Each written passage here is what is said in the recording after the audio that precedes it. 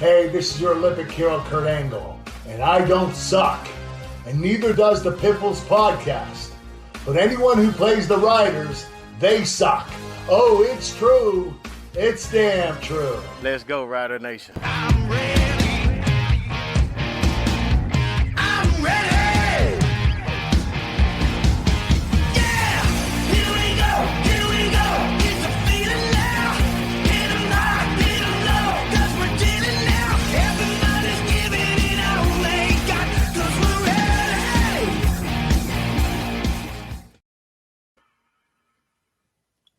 Here we go. That's the Johnny McKeag Band. This is the Piffles Podcast, your Saskatchewan Roughriders fan podcast. Thanks for joining us this week. As you can see, if you're watching on YouTube, my name is Alex. And I'm annoyed we gave Greg way too much power and I can't be at Swagamod. It was And better than I the other am- name.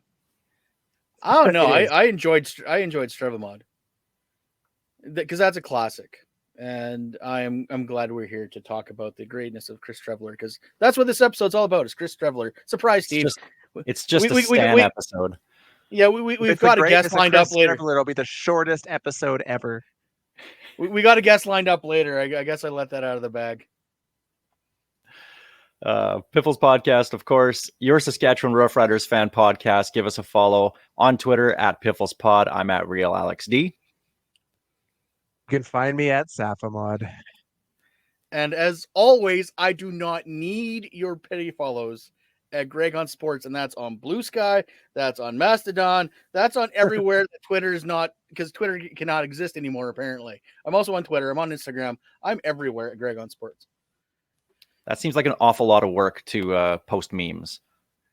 No one says I'm doing anything there yet. I have them because Twitter is a tire fire that's about to crash into the sea. Fair point. Check us out on Facebook as well, facebook.com/Piffles Podcast, and the website, pifflespodcast.com. Piffles Podcast, of course, is brought to you by our great friends at Dairy Queen on Elphinstone Street and Sass Drive in Regina.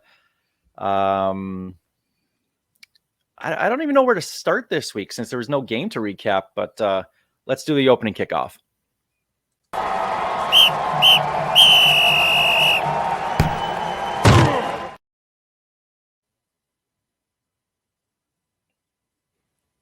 All right, so Riders had the bye last week.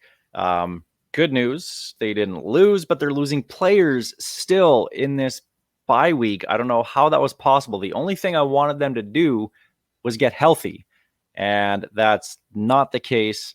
We'll run down really quick just over some practice updates over the last couple days.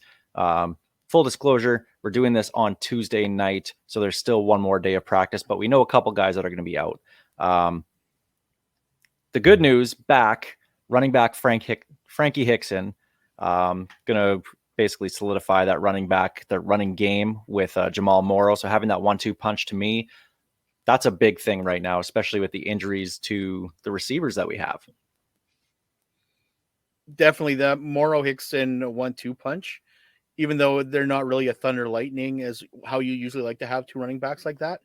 But Morrow definitely, I don't know if he came in bigger this year, but he seems to have more of that bulldozer effect, while Hickson is being more of a scat back this year. It's great to have him back, and I think they're going to run wild on the Elks on Thursday. It's great to have Hickson back, but I can't be the only one who is enjoying watching Jamal Morrow have complete control over the running game. Dude is an absolute beast, and I'm looking forward to his fourth quarter runs when he's actually got all the energy from not having to play all game. He's been one of the best players in the league all season long so far. To help that running game, fullback Albert Awachi is going to be back. On the defensive line, DeMarcus Christmas will be back this week. And Jaden Dalkey as well, starting safety. So that will kind of shore up that defensive backfield. Revis able to kind of float around, move wherever, and just have that extra Canadian starter back is a massive thing for the Riders this week. I'm glad Dalkey's back. That defense feels like it plays more physical when he's back there. And that's like on a game and a half that he only got so far this year, plus preseason. It just seems different with him in the lineup than it has been under Lacombo and the rotation of Rivas as well. The Stamps were not even a little bit afraid about throwing over the middle last week. It'll be great to have that big Dalkey energy back leading from the safety position. Big that gonna Dalkey energy. Is that going to be the next shirt? Big Because I will Dalkey. buy that. Think so. Greg, get on it. It'll That's sell a lot amazing. better than the goddamn Greg was right shirts. They haven't even hit the Hey, market there's yet. me. You don't know that yet. There's going to be like 2 guys that buy that shirt. Okay. Greg and his dad. Yeah, pretty much. My dad doesn't want to admit that I'm right. He's a Bomber fan. But with the good news of these guys returning, there is the bad news of who's out. Offensive line, we got to start with the center. Peter Godber is going to be out. And I mean, I'm not totally upset about that because we have Logan Bandy that can step right in. And with Logan Bandy getting all those starts last year, that has me a little bit less worried than it would have been if he was just kind of a rotational player last year. Definitely, Bandy taking all that live fire last year is going to help him. I want to know how Godber went from illness to broken hand or whatever hand anyway, not necessarily broken, I guess, just a hand issue in 2 days. It's weird how they're playing with the injury report this year. But yeah, somebody might have had a mistype on the transaction report on day one and just decided not to edit it afterwards. But at the same time, you don't want to see Godber go down. Like, we are already kind of scraping the barrel for O-line depth as it is. So I'm not worried about Bandy in there, but I hope this does not continue because we're going to be talking about another O-line who we don't know what his status is right away. Well, that's And that's just it. Colin It's not Kelly. about Godber at all. It's about the O-line as a whole. We're down Hawkins, we're down Godber. We can only take so much before you start to see that porous nature from last year shine through again. That's a concern. Not so much the individual guys. Yeah, and that other individual is going to be Colin Kelly, who's on the questionable status right now. So we'll probably find out on Wednesday when walkthrough happens and the depth chart comes out what his status officially is. But also out on the offense. Did he take his vitamins? Colin Kelly? Yes. He was suspended for a couple of games. Yes, he was. I was waiting for a Hulk Hogan joke there somewhere. Could have been. Brother. Jake Winicky going to be out as well from this game. So Outriders are out, who is now their 4th receiver, who we thought was probably going to be their number 2 receiver going into the season. With the play of the other guys, he's number 4, but still another guy that Trevor Harris has confidence in, not going to be available. And it just means another rookie is going to come in and get his place. Khalija Lipscomb off the practice roster was getting his reps in practice. So we'll see how that goes, I guess. I'm not overly concerned. If this was game 1, I'd be freaking out because Winicky was expected to be our number 2 receiver. But with the emergence of Jones, I'm not as concerned. Obviously, we're taking a beating on the receivers as well this year. But for a while there, I thought Winicky's going out with frying pan hands because that dude just can't seem to catch a ball this year. Everything that hits him, it just falls right off of him. He went from being that really exciting guy that we were all pumped about from the preseason signings to if he misses maybe a game off, will do him some good. There's been several guys that have absolutely surpassed him on the depth chart through 3 games. And he's a veteran. That's not a good sign for him for his longevity here. So maybe a game watching from the sidelines might be the antidote to his frying pan hands, as you called it. Well, you got to think Walker's going to be back. KSB's coming back. The emergence of Emilus and Jones. He's going to be a rotational player at this point. Like, and plus it's got Lennius out there too. Like, we've got a lot of good receivers that are banged up and not playing. So where Winicky is going to be come Labor Day is anyone's guess.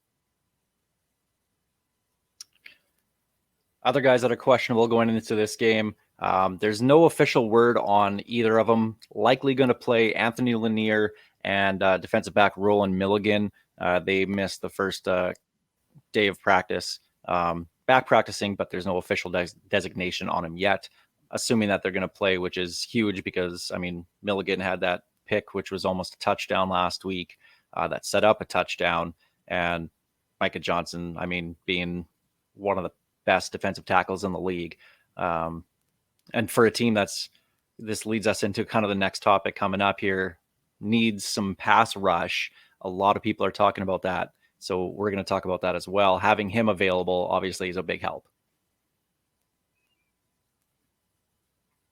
Roland Milligan is by far our best defensive back. He was last year almost as a straight rookie. If he didn't play like one game the previous year, he would have been a rookie last year. And he's just getting better and better. This dude's a stud, and he's going to be a star in this league. Having Lanier and Johnson back is definitely going to keep our defensive line. But yeah, you're right. They're underperforming.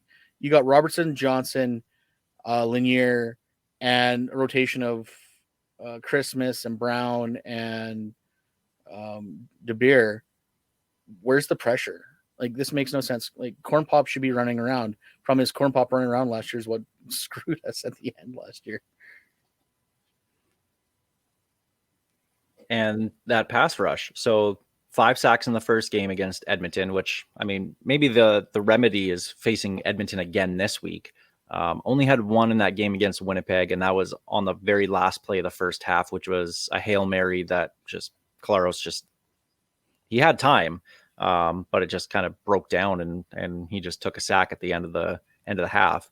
There was nothing against Calgary. Now, they did get some pressure against the Stamps. I'm not going to say that they didn't get anything, because there was those passes that were forced by Jake Mayer due to the pressure, which resulted in interceptions.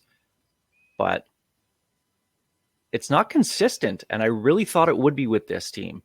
So maybe the remedy, like I said, is playing Edmonton again this week, but it's starting to get a little worrisome. I'm not too terribly worried yet, but once you start facing these, better teams, Calgary again next week, then you have BC and Toronto the following 2 weeks after that, then you kind of need that pass rush.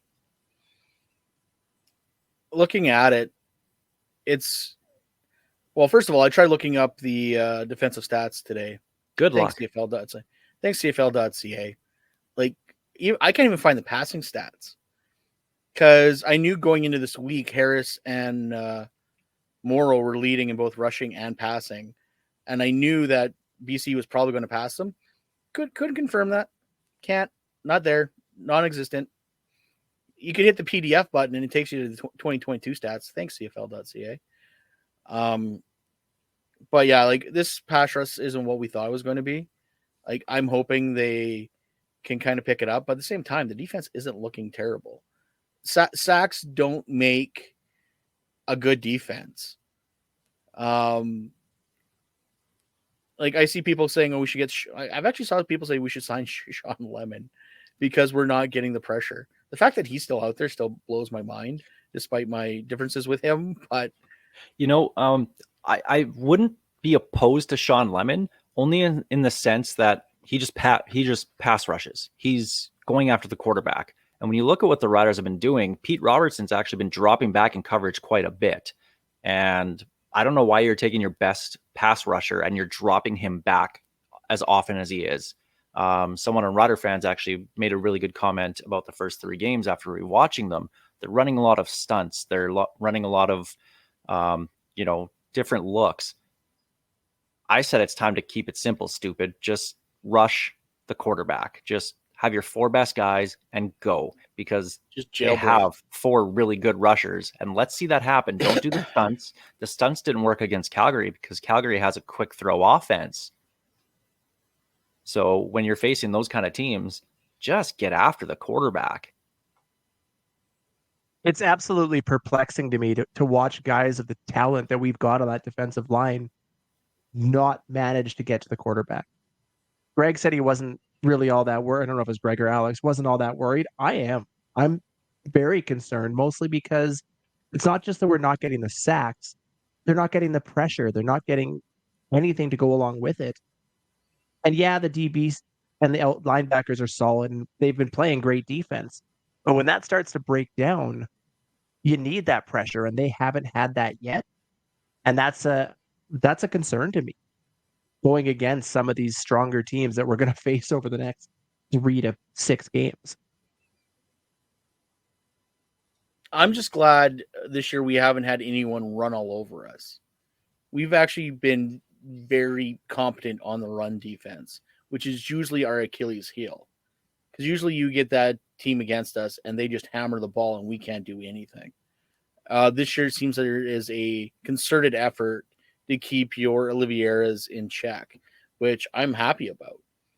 So if it takes less sack numbers, okay, as long as you're right, though, as long as the linebackers and the DBs hold their ground, we're fine. All right, and one more thing on the Riders here right now, really quick. Assigning a receiver, Jareth Stearns, joins the team, going to be on the practice rosters. I was kind of questioning why would you bring in another receiver? But now that we know that Jake Winicke's out, it does make sense. So they're just kind of filling that body on the practice roster while they can. Winicke will go to the injured list, and that frees up that spot there. But we touched on this last week, and Greg, you made a really good point about it. But this past week, being Canada Day weekend, the more and more I thought about it after this show, the more and more I might have to buy the stupid friggin' t-shirt. Greg was right about having 4 games, and I need a ding. Games. You guys have more power. I need a ding every time someone says that. I need a ding. A little counter on the screen as well, too. All I have is the Price is Right horn, but that doesn't seem to fit right now. I mean, if you want to hit it, go ahead. Yeah, he's going to. All right. So whenever Greg was right, we'll play that sound, which is kind of fitting, actually. Yeah, that's how I feel. I lost my train of thought here. But having 4 games, Canada. Yeah, Canada Day, 4 games. Have it the full coast to coast weekend. Have your touchdown Atlantic, have a game in Ottawa, obviously, which you're not going to do on Canada Day itself. Someone was saying, why wouldn't you have a game on Canada Day in Ottawa? You don't want that, actually, because that's just a huge celebration. You let that be. But have a doubleheader on Canada Day. But maybe that's your touchdown Atlantic game, is the early game on Canada Day. Then you have a game in the prairies, wherever you want to have that. Winnipeg, Saskatchewan, Edmonton, Calgary, to me, it doesn't matter. And then you go to Winnipeg to close it out. And don't have a game on the Monday. Like, I get it. The stat was on the Saturday, so people are taking the Monday off. Or Canada Day was on the Monday, so the stat is on Monday for some places. It's Friday some places. It's a really weird thing when it falls on the weekend where people get the stat. But on a Monday, the crowd was pretty good in Toronto, and they retreated to one heck of a treat from their team. But I don't know why, you don't want a Monday game in the summer. To me, it was a fail. It was a great game. The crowd looked good, but overall, I wish there was more. It should have been the full Canadiana and celebrate this league and what it is, and kick Rouges all friggin' weekend for all I care. Just something, right? It ended up being a big fail. And the more I saw people talk about it, again, the more I agreed with Greg. Feels so good. But here's the problem. So typically, if Canada Day is in the middle of the week, it kind of throws everything out the window. When it's on the weekend like this, what I would have done is do your Thursday night football, kick it off in Ottawa, nation's capital. You avoid that. Then you do a game. You do touchdown Atlantic. You hit a game in the Prairie. Hit a game in BC. It's not hard. And then on the Canada Day week, when it's not on the weekend, same thing. Thursday, Friday, 2 on Saturday. Bob's your uncle, and you're done. Like CFL, I'm here. Just hire me. I can tell you what to do. The biggest problem I had wasn't so much the location of the games. It was the fact that there was only 3 games. Well, I wanted an entire weekend of football. Instead, I got Friday, Saturday, Monday. I don't think they could have done this worse if they were trying. Like it's not complicated. People want to celebrate Canada. They want to celebrate the CFL. Give them that opportunity, make it a big deal, and highlight some of the greatest Canada Day games of all time or some of the best games of all time. Make it an event. And Touchdown Atlantic that early in the season is a risk, and it's a risk they should absolutely take. I agree with that. And yeah, Greg, you're right. God, that's dirty. What? I hate that. What? Yeah. Really don't like that. I don't know. Steve's mic kind of went out there, so I didn't. Yeah, Really I know. Can you say that again? Sorry. Nope, I'm good. I don't know what you're talking about. But seriously though, like the fact that we've been saying this and everyone else has been saying this, I can't believe no one looked at the schedule and going, we're doing 3 games. That's all we're doing. We're doing 3 games on Canada Day weekend. And it just blows my mind that they didn't think it through. Well, we could find schedule flaws all day if we wanted, like Toronto going on another bye week right away. Here's the other thing I want to go. Sorry, I want to go back to that Toronto game. Great for Toronto. They had a good crowd, but why wasn't that not a matinee? If you're saying it's the stat, why are you pushing a late game in Toronto on a day when people have to go back to work the next day? That should have been an earlier scheduled game, in my mind. That's a TSN. Shouldn't have been a game on that Monday at all. That is also true. Yeah, put that on the Sunday anyway. Yeah. So that's the opening kickoff presented by Kathy Festian of Royal LePage Regina Realty. We'll get to our Churchill Brewing Company odds and end zones. And 1 second, let's do officially. There you go. Let's start with that. I'm BC so glad Toronto people get to game. see the look on your face when you crack that beer. I hope everybody watching on YouTube. Yeah, well, because I didn't want to break it on my keyboard, so I actually put extra concentration in it. What'd you go with? I'm drinking the Riverman Red today. I'm a creature of habit. Still Great the choice. lawnmower. All right, so starting with that BC Toronto game, 6 interceptions for Vernon Adams. The Lions lose to the Argos. Everyone's saying this is the VA that they expected. This was, No, it's not. exactly what they expected the whole time. So is this the VA that you guys expected, or is this just a blip on the radar? It was a bad game. And the fact that he was out there after interception number 4 is terrible coaching. Even Ken Miller pulled Michael Bishop after interception number 4. Like, this is like, what was he thinking? Like, you have Dane Evans out there. Like, was Dane just reading a comic book in the corner? Like, why wasn't he out there at some point? Why are you making, and yeah, VA had good numbers, but obviously he was not seeing stuff right. Because some of those interceptions he threw were right at DBs. They weren't at his players. I saw someone make a joke about, well, maybe VA is colorblind and the Argos light blue jerseys looks like dirty dishwater gray, like the BC Lions jerseys. I'm like, God, I hope that's the case, because some of those throws made no sense. What do you say? Every quarterback has a bad game. But this was not the Vernon Adams that we've come to expect. Anybody who says this is the Adams they thought they would get this season is absolutely nuts. And I'd love to see them pointed out from them saying it before it happened. Show me a tweet. If you were that confident, you would have said something. I haven't seen any of the receipts on any of those comments. But to not go to Dane Evans when you have, we talked about it, the best 1-2 punch in the league. Why did you bring Dane Evans in if not for that moment?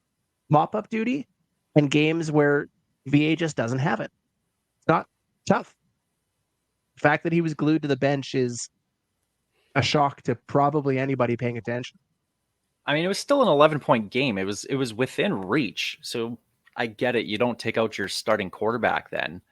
But I mean, to me, it wasn't the number of interceptions. It was the number of bad interceptions, because a couple of them were just great defensive plays. There was, a bounce, ball goes up in the air, gets intercepted. You can kind of let those ones go, but it was just, there was 4 of them. More than half of the interceptions were just awful, awful decisions. I don't know what he was seeing out of the defense, but that would be my concern. But one game against the defending Grey Cup champions who do have a very good defense, I'm not ready to say that, this is the VA we're going to get for the rest of the year. Spoiler alert, I have an article coming out about my top 5 most outstanding player picks. I wrote that before that game, and now it's scrapped because my number one guy was Vernon Adams. And after 6 interceptions, I can't justify putting a guy who just threw 6 picks as my MOP vote. So I'll have to change that up a little bit. But we're going to see better days from Vernon Adams, hopefully not in a couple weeks when the Riders play them. But I think this is more just a blip on the radar and more of a testament to Toronto and Corey Mace for how he has that defense going. Oh, yeah, Toronto's defense is humming. They actually look pretty scary this year. I am not giving Kelly any respect upon his name yet. Like I said, it could be worse. They could call him Chad. Chad's worse. I stand by Chad being worse. But I don't know. He looks like he's good, but he doesn't want to be here. So he's trying to find the fastest plane ticket out of here. So he's going to be good this year. Then what's Toronto going to do next year? Because behind him is not much. I don't know if you saw, but his uncle was in the crowd on Monday afternoon or Monday night. That's what the team needs to do, is bring out Jim Kelly as often as possible, because fans south of the border are going to see that and go, "Oh, Jim Kelly's there. Maybe this is something worth watching." That's a name they'll recognize. That's I'm actually really want to see. I'm surprised they didn't do an in-game interview with him. I'm really shocked by that. Wanted to. I just had to laugh. Tavares Daniels was because they had the TSN clip and they cut away from his celebration. He's like, "No, not my celly," because they went to him catching and started his celebration. They cut to Jim Kelly clapping in the stands. Actually, I saw a few tweets from Americans that went to that Toronto game that were very impressed by the Canadian game. I'm hoping it continues because, yeah, Toronto's a big market, but they need to draw fans wherever they can find them. So if they can get a few Americans going, "Hey, this Canadian game is something," it could spread. Well, they're perfectly located. We talked about it last week. Right alongside Buffalo, having a Buffalo Legends nephew on the team there's marketing there. Jump on it. Yeah, and with I don't know where I'm going with this. Never mind. I was going to say Chad Kelly just having, winning again. This goes to the point that Dave Naylor was making a week or 2 weeks ago, where he said that Chad Kelly is the most important player in this league. Yeah, he wasn't lighting it up with touchdowns. He only threw for 1 when they scored 40 some odd points, with a pick 6 and a punt return touchdown and a bunch of short yard rushing touchdowns. But his percentage was really good. He was making good decisions. He was making very good throws. And this is a guy who's only 4 starts in. I know, the hardcore fans like us that are watching all the time are probably going to get really sick of hearing the name Chad Kelly and the media gushing all over him. But as long as the Argos keep winning, that's a great thing for this league, because Chad Kelly's going to get all this media hype. And it's just a good thing. It really, really is a good thing, as much as we'll find it annoying. As a guy who once proclaimed Duron Carter as the face of the league, I can tell you, Dave Naylor, that's a brave decision. But no, yeah, Chad Kelly is very important for the Toronto market. This league is only as strong as the Toronto market is, which is right now the weakest market. So yeah, you need all the all tide. The high tide raises all boats. Coincidentally enough, it's the Argos that are usually the anchor. So we need the Argos to do well so the entire league does well. And now that they actually are putting points on the board, they might get some fans in the stands, and they might actually be something. Because unfortunately, typically winning a championship helps boost your fan base. Toronto's won many championships and it's done nothing. So something needs to break through. So if it's a player like Chad Kelly, then so be it. I always laugh when fans. I always laugh when fans sit there and talk about, "Oh, let's just move the Argos. They don't have any fans." If the Argos ever leave Toronto, you can kiss the CFL goodbye. And I've said this before and I'll say it again. You cannot survive without the biggest market in the country.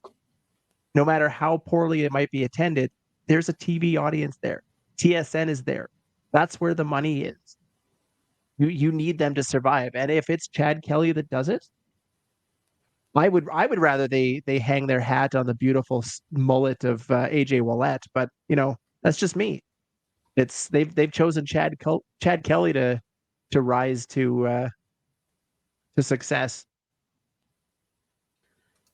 Hey, that Kentucky waterfall that Willette's got going, like we're talking like 1980s Magnum TA, NWA, USA Championship quality. That is a great mullet. And of course, he's my new Bear Woods. He's my new favorite player, not on the Riders, in the CFL right now. I love that guy. So more AJ Ouellette, please. One of the other games last week, Bombers beating Montreal, as expected, right? But that win didn't impress me at all.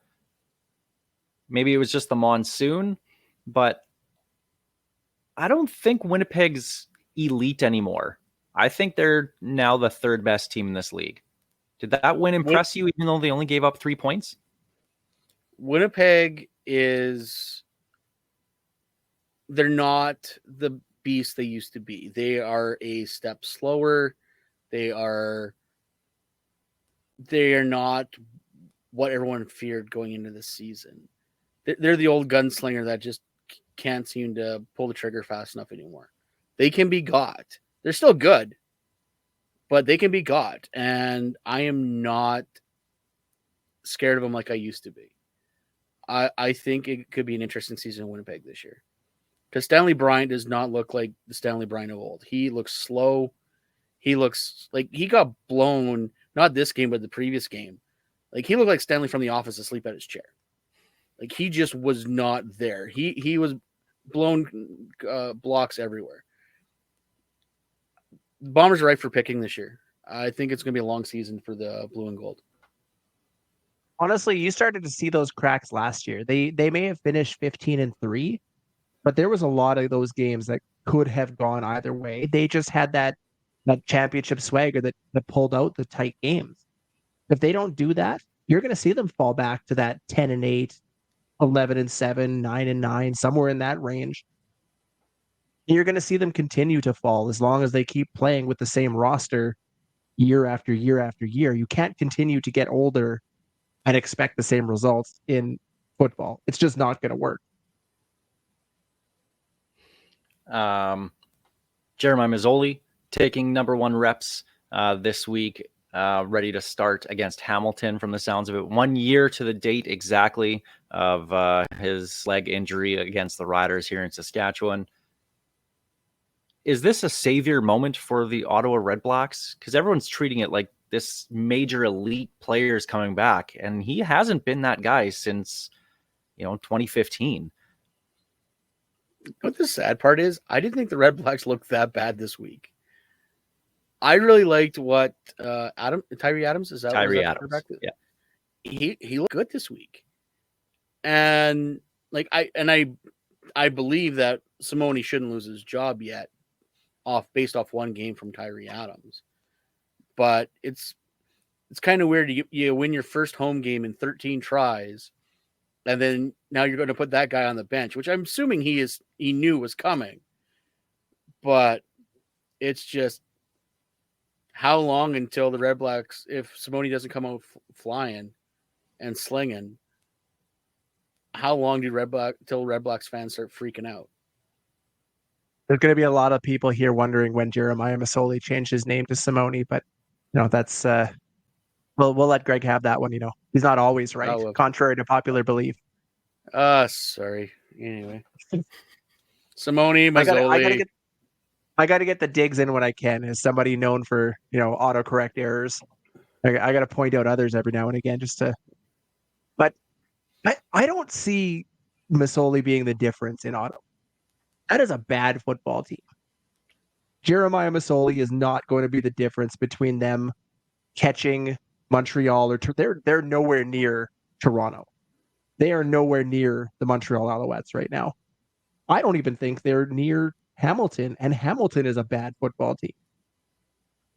I think they still finish at the bottom of the East, and it won't be because of anything Masoli has done. It's just he's not enough. Not even close. Yeah, I agree with you, Steve. He's good, but I mean, he was playing well last year and they still didn't have any wins. So to me, they're a worse off team than they were last year with their roster. He's not going to come in and immediately change what they have there. Great guy. I really like him. He's good for the CFL. We need healthy quarterbacks, and it's good that he's back. Hopefully it makes him a little bit more competitive in more of their games. But outside of Edmonton, I don't see who they can beat right now. They're just that bad of a football team. Against any other of the 7 teams, I would wager a large amount that Ottawa would not win, home or away. It doesn't matter to me. It's weird how already teams are starting to pull to be where they need to be. Like Ottawa and Edmonton, that game this past weekend was, I watched it just for the circus of it because I couldn't tell you what was going to happen. Like both teams couldn't lose. Someone had to pull it out. And then of course you have BC, you've got Winnipeg and Toronto, you got Montreal and Saskatchewan knocking on the door, and then Calgary, no one knows what they are right now because of injuries. It's funny. It's weird. It's funny. I was looking before we were recording. I took a quick look at the standings, and as they are right now is exactly how I expect them to be when the regular season ends in November. You're going to have Toronto at the top. There's really no question there in anybody's mind. BC looks like the team to beat in the West. Winnipeg will be right behind them, but they're falling behind. And Saskatchewan looks like I don't want to say the afterthought, but the kind of the lagging behind playoff spot in the West. It's weird to see that, line up so easily 3 weeks into the season, or 4 weeks, I suppose, but here we are. All right. One more thing here on the odds and end zones. And Greg, you wanted to bring this up. Terry Jones making comments saying basically change the name from the Elks back and give people a vote if they buy a season ticket to get them to change the name back. So Greg, I'll let you go ahead and share your thoughts here. I'm actually calmed down to where I was the other day, so this might not be as fun as it was in the DM. But Terry, meet me at camera 3. Dude, give it up. Just move on. Like, I am done talking about the old name and how it's the name that's the problem. It's not. You have no quarterback. You've got no offensive line. Your team is brutal. That is not what... That is what's keeping people away, not the fact that they can have Eskimos blazed across their chest. It's not. Move on. I am done with this argument. And then, of course, he's like blocking anyone who disagrees with him. Although he can't figure out how to block people that quote tweet him, apparently, because I can still see his terrible, terrible takes. But he's blocking anyone who replied to him. Thanks, Grandpa. But like, I am done with this. Like, there's so many people that are saying it's because they changed their name. It's the woke mind virus. Like, come on. And it doesn't matter if they were called the Green Golds, the Elements, the Elk Hounds, the Elks, the Eclipse, Empire, whatever they were going to call the team, it doesn't matter. If the team can't play, it doesn't matter what they're called. So can we just move on? Because the fact that we have to debate this year after year after year after year, the team kept all of its championships. The team kept all its records. So what is the problem? I don't get it. You just said it, Greg. What is their problem? It's the championships. They're still stuck in the 80s when they were the city of champions, when they were winning Grey Cups and when they were winning Stanley Cups with the Oilers. Everybody still thinks that's the standard. That's not. That's just, there's way too much parity across sports now. They haven't been that way for almost 40 years. Yes, they won in the 90s. Yes, they won in the 2000s. They won in 2015 as well with with Michael Riley as their quarterback. Since then, once he left to BC, they've been awful. And that's the problem, is they don't have the quarterback finally, behind him. But everybody expects them to be champions within a couple of years because that's what they've always had. And I think that's the biggest issue. And then you have that side, the right side, that is obviously going with the wokeness side of it and saying that it's the name. It's not. Like, they could be called whatever. And you're right. Damn it, Greg was right again. But you know what I mean? Like, it's that's not the way it is. It's just a bad football team. But they're used to that, and I think that's one of the things there. But he's blaming the name on people not being in the stands. That is garbage. And here's the thing. He might be right, though.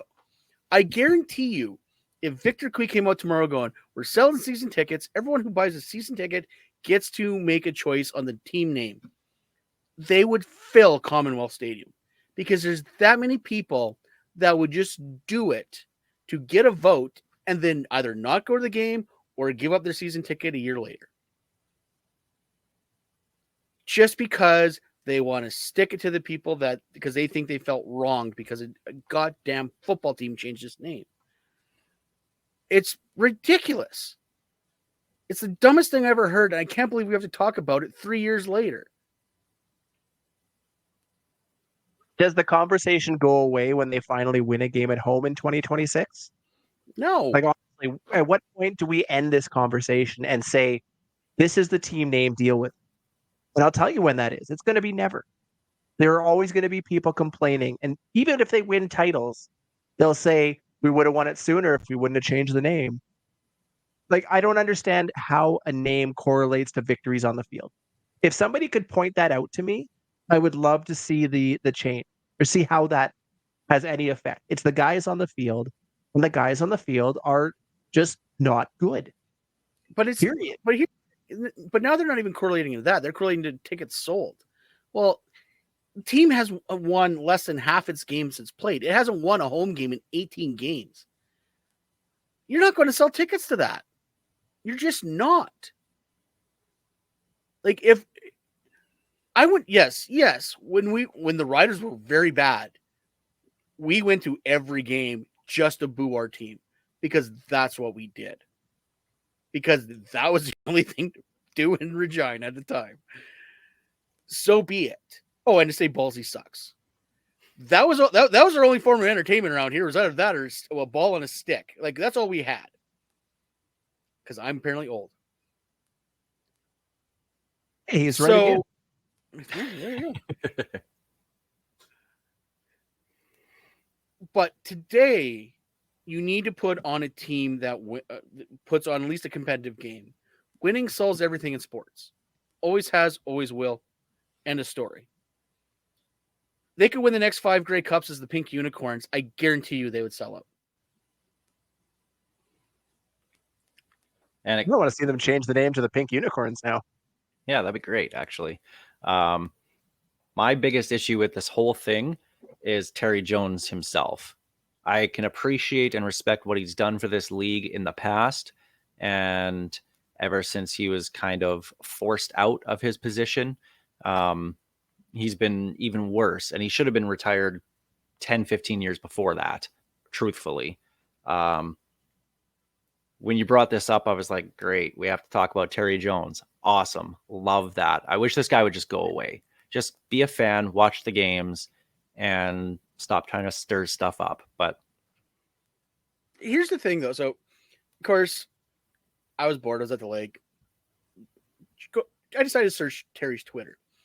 He made the same arguments 6 months ago, got no traction because it was at the end of the season. No one cared. Like, the tweets were almost verbatim. So yeah, he suckered me in. I'm not gonna lie, he suckered me in. He honey trapped me. Good for you, Terry. But this is all he wants. This is we are giving him what he wants right now, and so be it. The good news is Grandpa can't figure out his cell phone, so he won't be able to find this podcast. But it's ridiculous. Mm-hmm. Yeah, right Right beside the beside quote tweet button. yeah.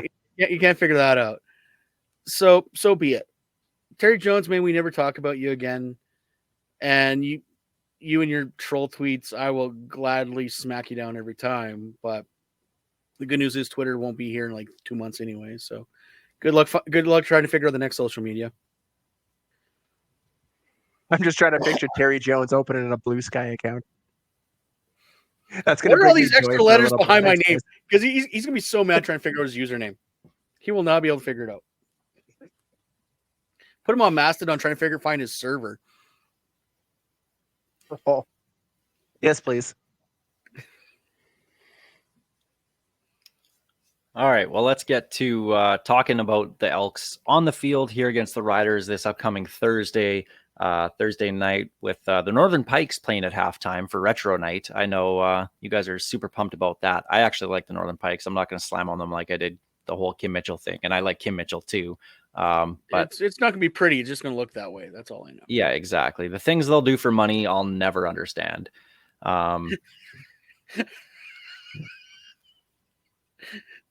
Steve, that's a lyric to I'm so their glad song. people can see this now. I'm so glad they can see this now. Just, you guys see what I have to put up with.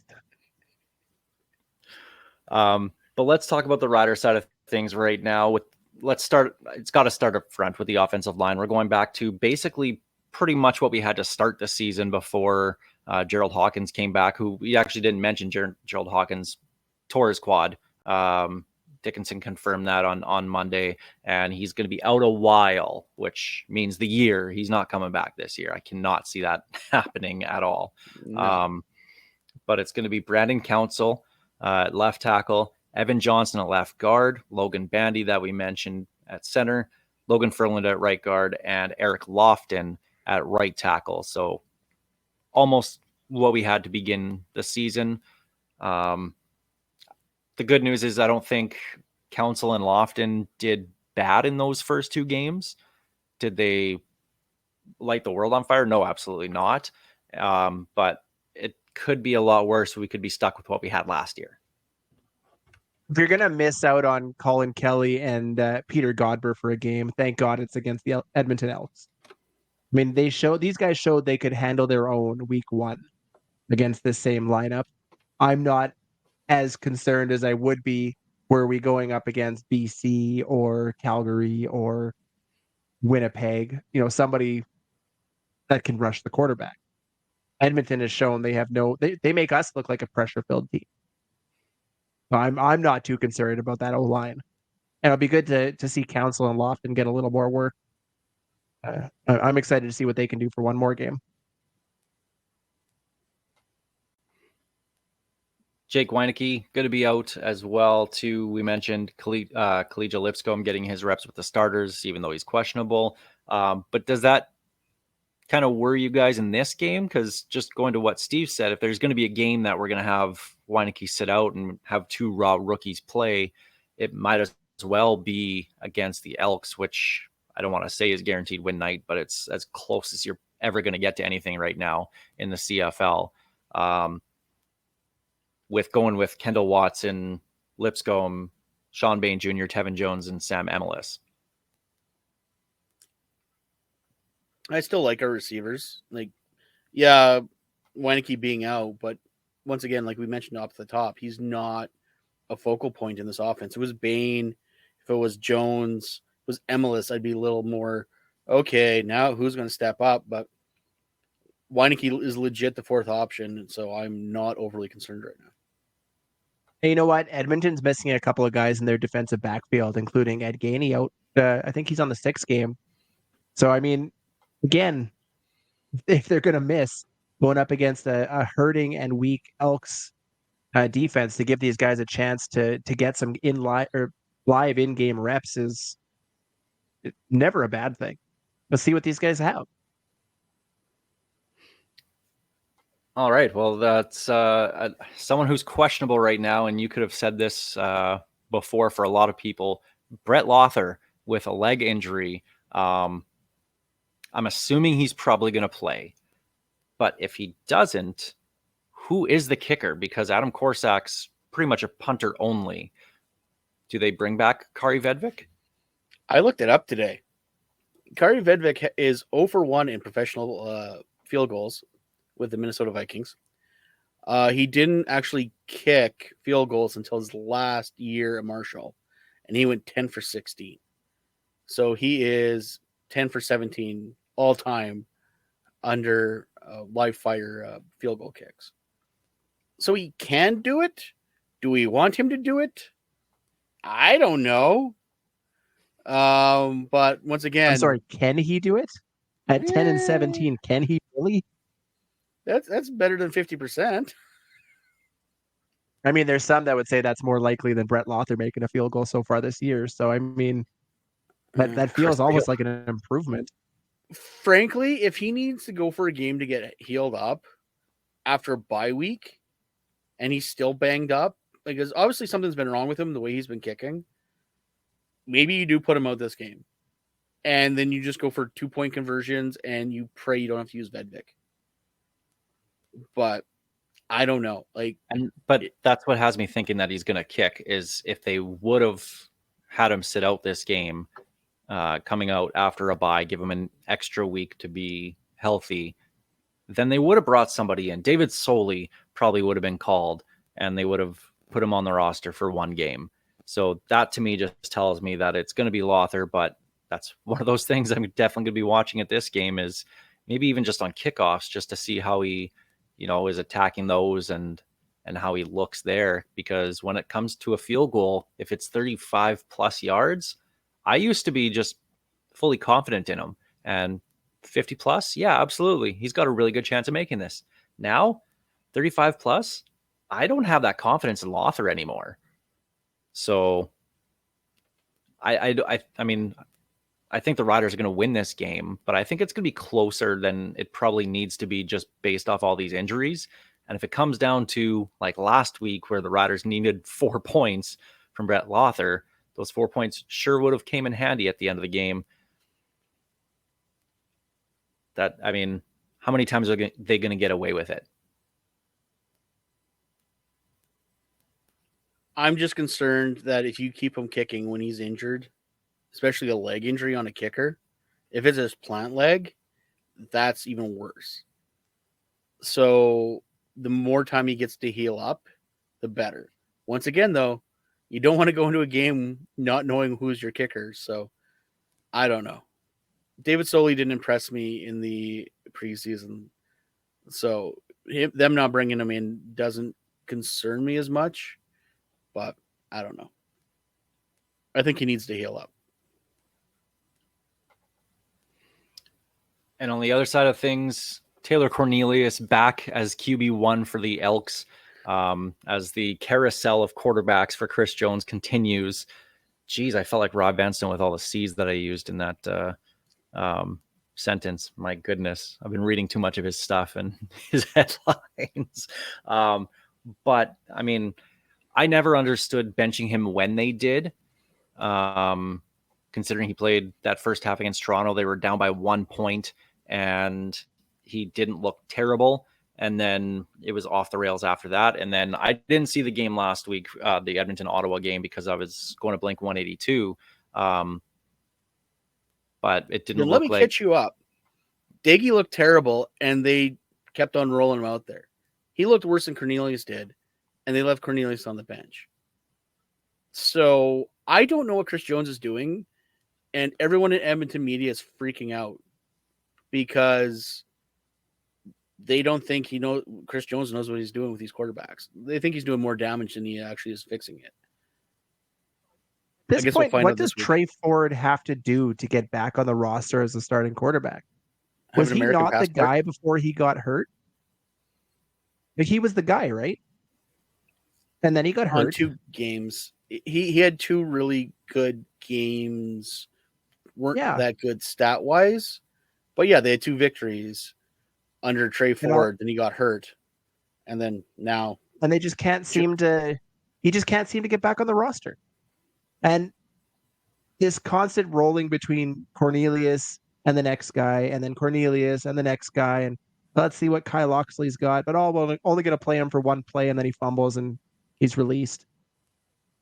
What are they even doing in Edmonton? What has Chris Jones done to improve that roster since he took over? We always see the move, the first year is going to be awful because he's cutting everybody, bringing in 600 guys, and eventually he gets his roster the way he likes it. But he hasn't done that in Edmonton. They're looking at it right now. They might be worse than when he took over. And there's no depth there for them to continue to grow. I don't know what he's doing. And rolling Cornelius out again when he had no success against us in week 1 is questionable at best. But you also can't roll out Daggy after his performance last week. So what do? What is the right move at this point? I wanted Daggy. I really wanted Daggy. He could avenge his brother by coming to Saskatchewan. Bring back Seth Daggy for Legends Night. Yeah, It so he can be in the house. It is retro night. So with Chris Jones, does this start to the season 0-4? If they lose this game, go to 0-5, does this really put him on the hot seat?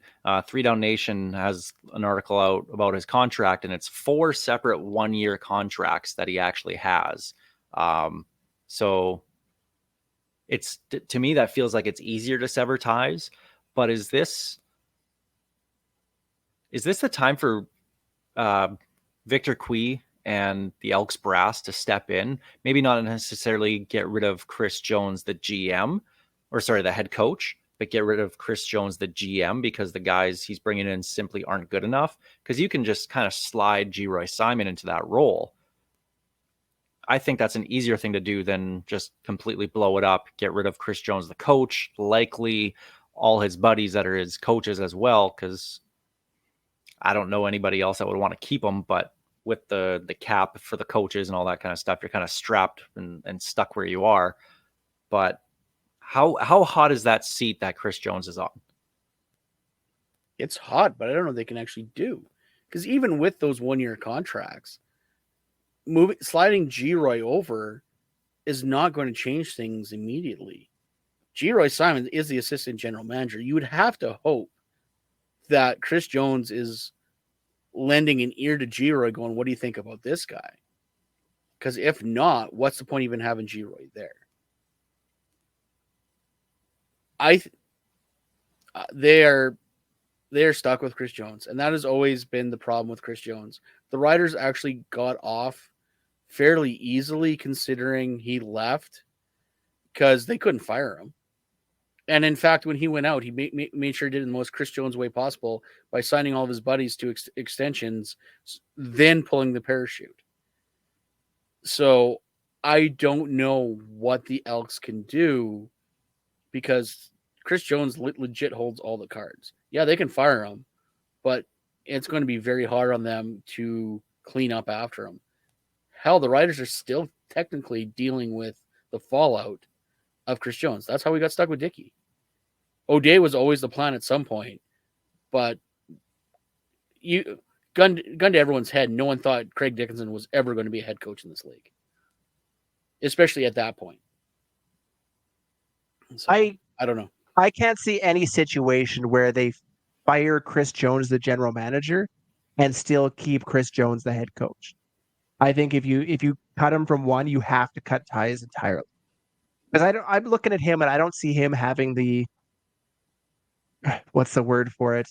I don't think he could take the ego hit and stick around as a head coach after being fired. Like there's no way that happens. The only way he's coming up to the CFL now is as a head coach and general manager. You take one of those positions away, he's walking away. So, God damn it, Greg was right again. I don't see them cutting ties at this point, but there's no way the next year Chris Jones is your general manager, head coach, and he has to know that at this point. If this season continues the way it is, I would expect he would resign before they fire him at year's end. Because this is not a good look for him. It's not a good look for the Elks. There's no winning there. The best thing that can happen for the Elks is he's got an escape clause like he had for the Riders, and someone comes knocking from the NFL or the NCAA. I don't see it happening the way things are going and the way things happen in Cleveland, and the fact that he went to a high school and it was his dream job, and he dropped those kids like a bad habit when he got a call from the CFL. But hey, things can happen. The Elks are screwed. End of story. The Elks are screwed. All right. With all that said, let's get to our picks this week, starting off on Thursday night with Edmonton in Saskatchewan. Are we doing the opening current line, or did you look it up? I have no idea what it is. Okay, let's do this. I was too busy looking up how many hot dogs Joey Chestnut was going to eat today. He hit the under. The under hit. Yeah. Oh, yeah. That was an easy one. That was an easy one.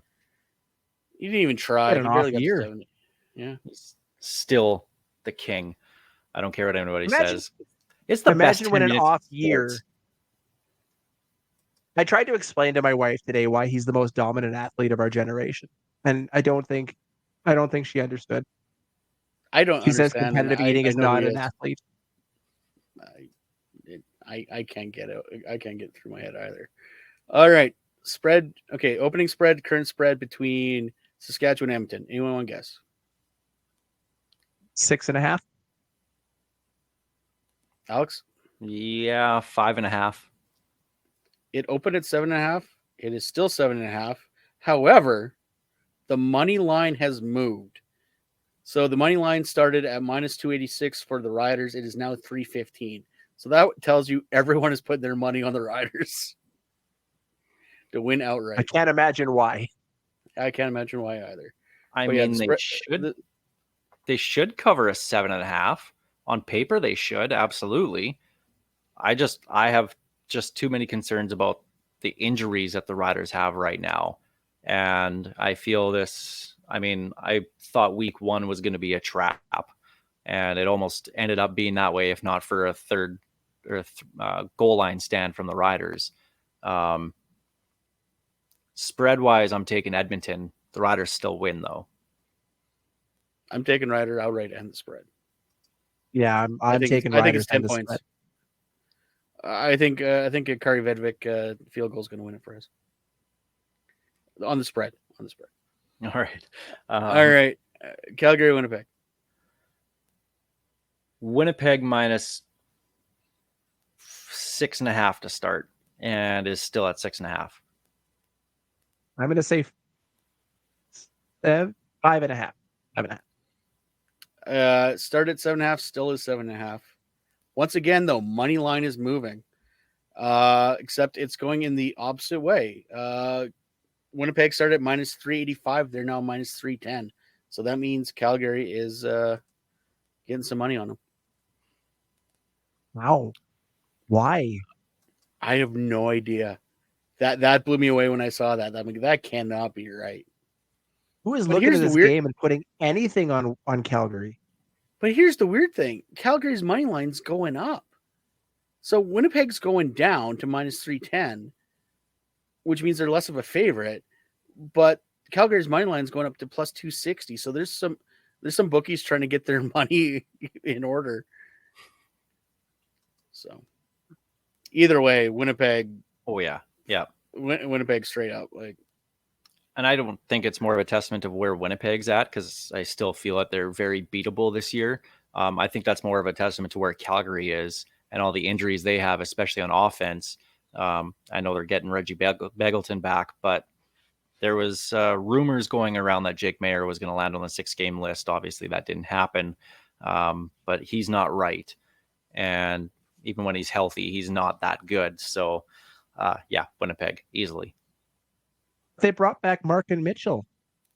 That's got to be the difference, right? That'll do it. Yeah. That will flip the field completely. Winnipeg, straight up. Give me any spread. Ottawa and Hamilton. Where'd it start? Where is it now? Oh, jeez. And Hamilton minus 2. Oh, I don't know. Is it in Hamilton? In Hamilton. I know the fans aren't winning this one. -3.5 for Hamilton. You guys are close. It was -2.5. Still is -2.5. Although money's coming in on Hamilton because it started at -161, it's now -145. I think that's exactly where it's at. I think it's going to be a field goal game. Yeah, I think so too. I just don't know which way. I don't think Mazzoli's good enough to change the fortune around in Ottawa, but Hamilton's not looking good. Maybe unless Well, they they're play desperate. Kyle They signed Loxley. Kyle Loxley. Yeah. Oh man. Hamilton. Why not? Coming off the bye. I'm going to take Ottawa. I'm going to take Ottawa. I think as much as I made fun of, Masoli not being the difference, I think he will actually be the difference in this game and games against Edmonton. That is it. There you go. And finally, Montreal at BC. Where'd you it start? taking, Where's it now? Oh, who am I taking? I'm taking Hamilton. And I'm taking the spread on that one too. I think they're going to make the hometown fans happy. Montreal and BC. Where'd it start? Where is it now? Started -5.5 for BC. Now it's at 4.5. Yeah, or I'm going to go 5.5 all the way. BC. -6.5 BC start. It's now at -7. So BC's getting absolutely hammered. BC started at -250 on the money line. They're at -300. Montreal is now at +250. They started at +210. So a lot of money is coming in on BC, and I don't think they're wrong because an East team coming out west usually is a rough time. The BC travel getting 1 point for every Vernon Adams interception is a bit that's a bit friendly in my eyes, but it's pretty close. But versus how many interceptions? How many sacks is Cody going to take? That was going to be my point here. BC with Matthew Betts has looked incredible, and he's going to be on my MOP list when that article comes out because he's been the best player on what was the best defense going into that Toronto game, and a bad O-line in Montreal with Happy Feet Fajardo. Oh man, he might get sacked 12 times. I'm not joking. He might actually get sacked 12 times. I know I made a joke about how the usually defensive player of the year is the guy with the most sacks, but Matthew Betts is playing in a different level this year. And not just the sacks. Like he is all over the field from his position. He's blocking the balls, he's getting passing lanes, he's taking down runners. He is playing above everyone else on the defensive side of the ball. He is playing very well. And yeah, against that Montreal offensive line, he's going to eat all night. And with Betts, to me, it's been consistency. You look up the stat leaders, and if you take away, to me, it's always you take away. You can find those, or you take the big game away, right? I saw what it was after week 3, and I'm guessing after this. But you take away, the 3 interception. The league leader in interceptions is a guy in Toronto that just had 3 against Vernon Adams, right? You take away that, he has nothing. So he has nothing in 2 games prior. But Betts has been so consistent throughout all 4 games that BC's had to have 6 sacks. It's not like one game he had 4 and then nothing, 1 and 1. It's been 2, 1, 1, 2. Like he's been very, very solid all the way across. And that, to me, that's the difference is if you're getting that consistent play out of your D line, that's going to make a big difference. And yeah, it's, to me, this one's not even going to be close. It's BC easily, couple touchdowns. Like Christina said, we're finally seeing Montreal up against the real competition, and we're seeing who they really are. They're the second best team in a weak division. I don't think, like you said, this is going to be all that close. I'd take Montreal or BC and the spread. That's what I'm doing. Your gambling locks here on the Piffles podcast. I need a giant lock. Now that we're on video, I need the old, and that's my lock of the week. Well, that's a mighty big lock. Or the big shoe, the shoe in of the week. Yes. There's my Rams helmet of the week. Doesn't have the same ring to it. My Dickerson of the week. This week, Craig. Next week, Dave. Dickerson. Oh, my bad. Their long lost brother Eric. Well, that's the. I think that's going to do it this week here on the Piffles podcast. Now that we're making really bad Dad name jokes. correlations and jokes, I think it's time that we shut her down. Piffles podcast brought to you by our great friends at Dairy Queen on Elphinstone Street and Sass Drive in Regina. Always thanks go out to Kathy Festian of Royal LePage Regina Realty and Churchill Brewing Company odds and end. Churchill Brewing Company for their support making this show possible. And of course, Smash that subscribe button. Yeah, exactly. And always thanks to Tyler Gilbert as well for giving us this beauty as we leave you. This is Ghost Behind Your Mind.